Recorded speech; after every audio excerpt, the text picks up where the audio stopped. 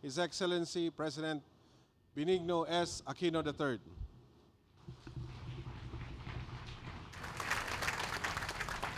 Maraming salamat po. Magandang hapon po sa inyo. Maupo tayo lahat.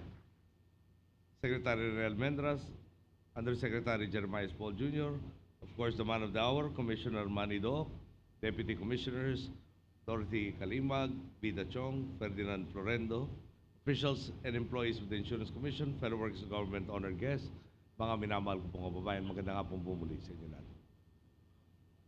Talaga naman batid natin kanina nagsasalita ang ating butihing commissioner na siya ay nagmula sa larangan ng edukasyon. Hindi ko alam kung marami sa inyo may alam na ang una po niyang titulo ay sa education, specializing in educating the blind. Okay? Hindi lang teacher, namili pa nung siguro mas may kahirapan na pagtuturo. At habang kinakausap ko siya, pati indigenous peoples pala, ay kanyang minarasakitan rin. Kita-kita naman natin sa kanyang elocution and articulation that we do have indeed a soft-spoken commissioner who has a lot of substance.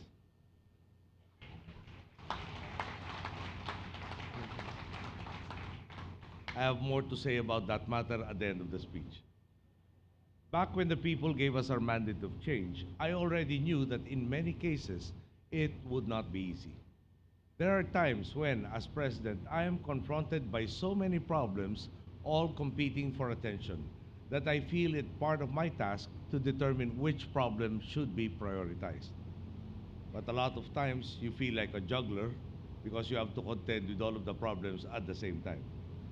Your agency, however, has made this particular dilemma a little bit easier for me. You have always performed in an exemplary manner, and it has allowed me to leave most of the problem solving as regards the insurance industry in your very capable hands. And I believe it is only right for me to pause and give credit where it is truly due. For this reason, I am here. I am told 5 years ahead of schedule. Of course, 5 years from now, I will not be the invited one to personally extend my appreciation and congratulations to all of you. Normally, a president makes a point of attending only an agency's pure milestone anniversaries, such as their 50th, 60th, or 70th anniversaries. But in your case, I decided to make an exception because, as you see, every time I have called Commissioner Do to ask him a question, more often than not, he has always had the correct and most thorough answers ready for me. In the rare case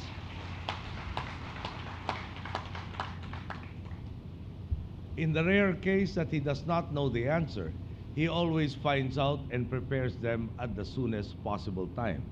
Suffice to say, the way Commissioner Dook and his team carry out their duties inspires a lot of trust and confidence. This is extremely vital, especially in the insurance industry, which is all about trust.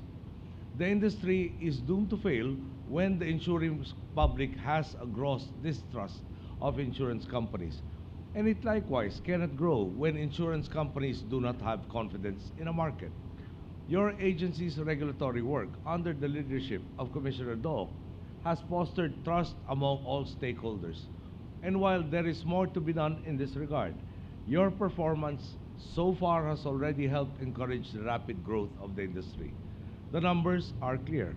From the end of 2009 up to 2013, insurance premiums have increased by more than 150%, from 78 billion pesos to up to 200 billion pesos.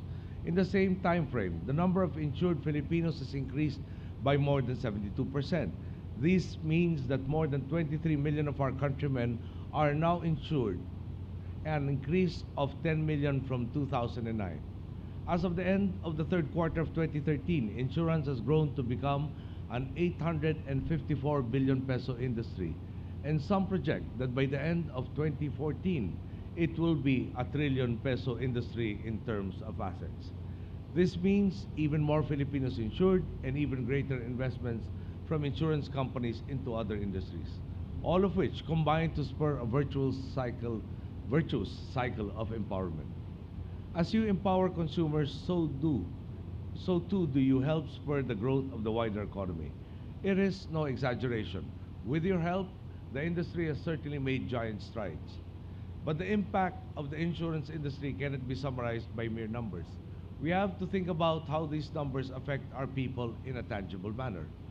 For every additional person insured is one more Filipino family that can live without the fear of one major accident destroying everything they have worked for.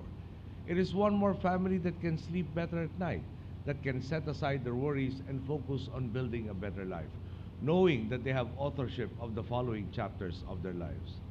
This is precisely why our administration has been working to give you the wherewithal to intensify the pursuit of your mandate. Due to his excellent work, I recently reappointed Commissioner Dook to a fresh 6-year term, which will give him the time and the breathing room to have needed reforms take full effect and to allow him to continue his excellent management even after I have stepped down from office.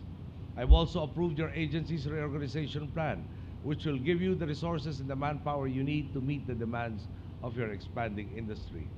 I trust that this will help your agency further accelerate reform and help move our country closer to our vision. A Philippines where each Filipino can work their hardest with the belief that someone has their back. A Philippines where the people can aspire for greater and greater things. A Philippines where truly no one is left behind. As I take my leave, allow me to give you the same assurance that you give to the insuring public. We have a long road ahead of us, and without doubt, there will be many challenges ahead. But as long as those of you in the Insurance Commission continue doing your jobs with excellence and integrity, as long as you are focused on truly serving the Filipino people, then I, together with the Filipino people, will give you our full support. So I invite you, let us get back to work, and by fulfilling our individual tasks, likewise fulfill our shared aspirations as one country. I was previously involved in my previous work experience in the non-life insurance sector. And I sympathize with everybody who has to sell an insurance policy because neither the insurance company nor the insured individual would want that service to be taken off or to be partaken of. No, because everybody would want to avoid having the catastrophic event that calls insurance into play. So you will sell something, the client is praying that he will never receive the benefit because there will not be a call for it. But then he has to be convinced of the necessity of it. It is a challenge to get somebody to part with this hard-earned cash and seemingly not get anything out of it. But I guess it is really a tribute to the industry and to the growing competence, education of our people that insurance really is a vital tool towards our progress. As I told you, I had a few more things to say about your commissioner, and before I end, as I was preparing for today's speech, I was wondering, and I couldn't recall, why there was no request for an anniversary bonus coming from the Insurance Commission.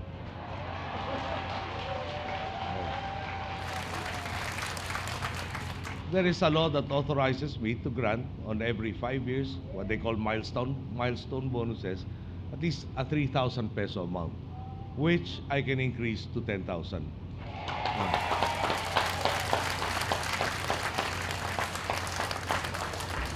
I think you deserve it. So I'm awaiting transmission of the request because that is the necessary first step. Now, I understand, and again, I have to say this for the public record. It is not that you just deserve it, but I think you even more deserve it because I understand the reason for the delay in transmission was your commissioner felt it was improper to request for the same, no, and was waiting in the traditional sense for his accomplishments and your accomplishments to be recognized by others. No? Sa Tagalog po, hindi natin kinatutuwa yung nagtataas na sariling bangko. Kaya naman, hindi lang dahil sa husay ng trabaho nyo, pero pati rin sa husay na ugali nyo, dapat naman talaga ipagkaloob ng bonus na to.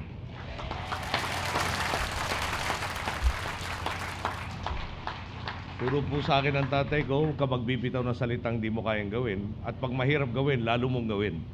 No? Pero bago ko binigkas sa inyo yan, tinawagan ko na muna ating butihing kalihim Cesar Purisima para matanong. Bakit wala at pwede ba ibigay at sumang-ayon po siya at nagrekomenda rin po siya na dapat ipagkaloob. Hinanap ko po yung dokumento hanggang sa Malacanang Records Office nandito pa pala, iuwi ko na para madaan na yung proseso at maipagkaloob na sa inyo yung bonus niyo. So, ulit, congratulations po. Commissioner, 6 years ang panibago mo mandato. Siyempre lahat ng bagay raw nagbabago. Sana pag nagbago ka for the better. At hindi nagbago ng pinakamaganda mong pinakita sa mga araw na ito. Magandang hapon po. Maraming salamat sa inyo. Thank you, Mr. President.